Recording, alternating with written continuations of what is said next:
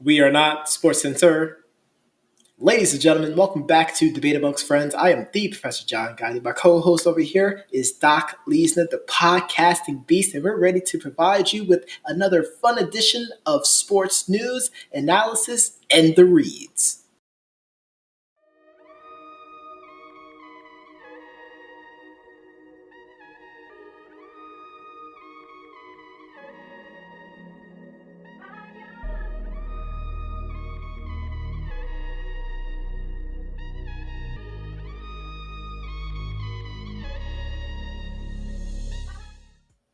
We don't normally go to the baseball diamond, but we need to go to the baseball diamond.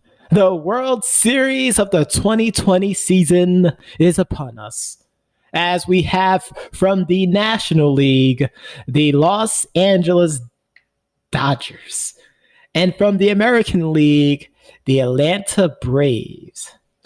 the Tampa Bay Rays. Well, because I was hearing so much, and I do apologize, folks, for the faux pas. I was hearing so much about, how many people really wanted the Braves to win that series for the NL championship. How great it was to hear about them so much or watch them play back in the 90s. You remember all those commercials talking about, the Braves winning the pennant all the time and all that. So it was in the back of my head, and that's what happened. But we have the Rays against the Dodgers. To say the championship series for both leagues were boring is an understatement. Both series actually went up to 7 games. From the NL side, the Dodgers had a 3-1 lead in that series, and the Braves managed to stampede their way back to force a Game 7, and unfortunately, they failed to come in clutch in Game 7, falling to the Dodgers 4-3. And on the AL side, we had the Tampa Bay Rays with a 3-0 lead against those Houston Astros, who somehow, miraculously, without trash cans, to come back to force a Game 7, only to fall to the Rays Game 7, 4-2. And the Rays were actually quite exhausted. The team with one of the highest payrolls in the league, and the Los Angeles Dodgers, going up against a team that is incorporating Moneyball logic and has the lowest team salary in the Tampa Bay Rays. Does money equal success still? I mean, this is the second time I've seen the Rays make it to the World Series with a low salary team. I'm looking forward to it. And of course, the big story headed out of Game 7 from the NL side is the condition of center fielder Cody Bellinger. I don't know if you had a chance to look at the video, but big shout outs to John Boy Media, who always have these excellent highlights and breakdowns for a lot of plays during these playoffs. And of course, throughout the whole regular season as well. And it was a 7th inning dinger that he shot 400 feet. First of all, it wasn't, I don't remember the guy's name, but it was a beautiful, beautiful shot that he hit. But what happened after he finished rounding and getting to home was, as he's celebrating with his teammates, he's doing the whole forearm shiver to everyone, jumping up there, doing a little forearm shot to each other. And when he did it with his second teammate, he actually dislocated his right arm. So he's actually was able to get it popped back in, but I don't know if he's fully cleared to. Well, he's obviously going to end up playing. It's the World Series. You don't want to miss the World Series, but I don't know if he's going to be fully 100%. So that's one thing that I'm looking forward to seeing. Will have an impact, at least for this first game. Other than that, I'm looking forward to seeing how Clayton Kershaw plays. I know that's been a huge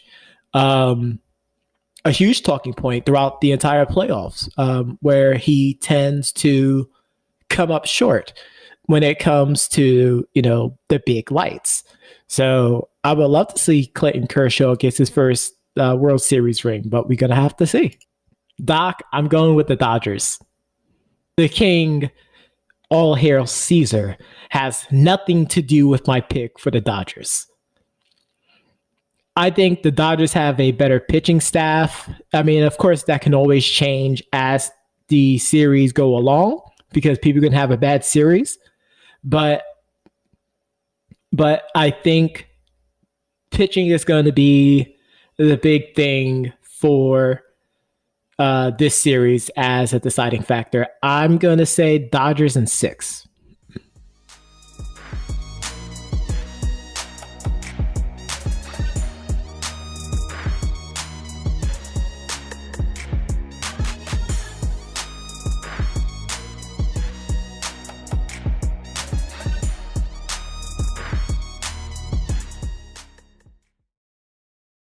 And we're back, ladies and gentlemen. We're going to get off the baseball dime and we're going to head to the field.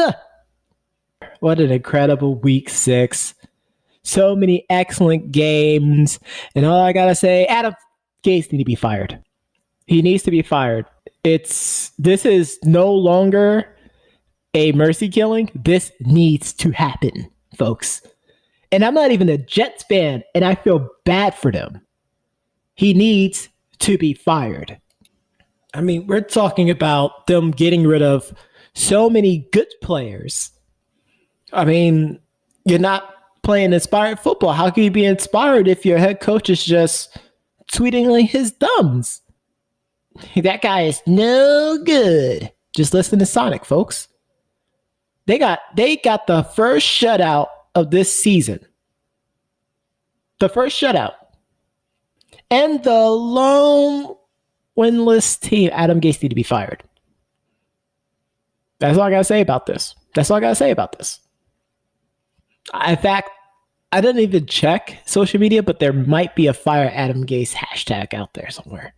Gonna be tight. And speaking of tight, well, Matt Patricia can, as Doc liked to say, unclench those cheeks because his job is safe for now.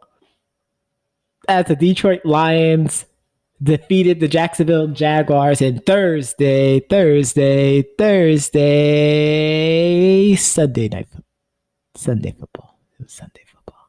I think for Matt Patricia, it's the notion of him coming from a Belichick system and the fact that Belichick has this magic about him, not Fitzmagic, to be able to draft very well deep within the draft to get some real hidden gems, and they expect Matt Patricia to just do the same thing with what they currently have, and make a diamond out of poop.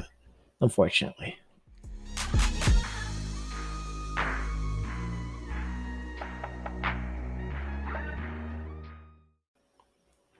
Let's get to the next game.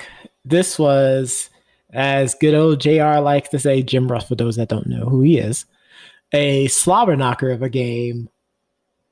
The Tennessee Titans are legit, Derrick Henry. His teammates have now deemed him King Henry. He had an incredible 94-yard TD that opened up hope. And, I mean, Doc and I were on the phone. That led to the tying touchdown heading into OT. And Doc said, no, actually it was for the win, actually. And Doc said, oh, they're about to give it to Derrick Henry. He about to score the football. And lo and behold, a direct snap to Derrick Henry, 5-yard rushing touchdown to end the game. I do agree with you. And of course, we're not at the halfway point of the season, so we're not going to talk about MVP candidates. But would you consider Derrick Henry in that conversation? But we have 2 more weeks until we start talking about that, folks, so stay tuned for that. Speaking of sticking it to someone, the Cardinals, Monday Night Football, in Jerry's world, they stuck it to the Cowboys pretty badly. And how apropos.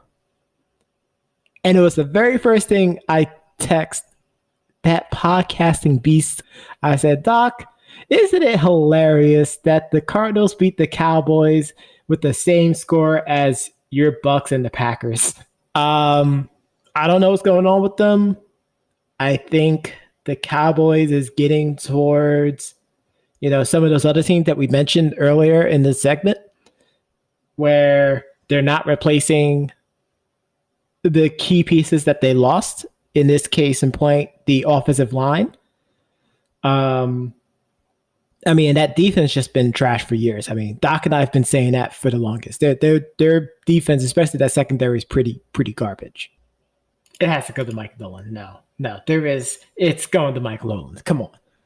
You talk about Mike Nolan, who I believe 2018, or 2014, I think it was, had the 31st ranked defense for the Atlanta Falcons.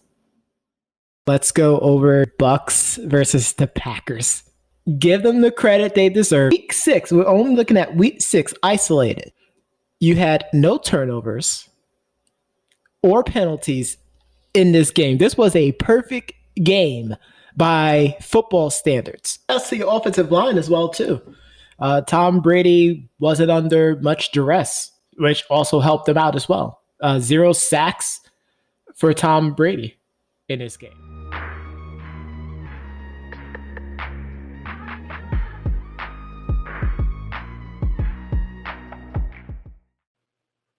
Thank you for listening to Debate Amongst Friends. Give us a follow on our social media on Facebook, Twitter, and Instagram. You can also listen to all of our Debate Amongst Friends podcasts here on Anchor, as well as Spotify, Stitcher, Google Podcasts, and iTunes. And like we always say, goodbye, mwah, and to all, a good night. LASG. Peace to you.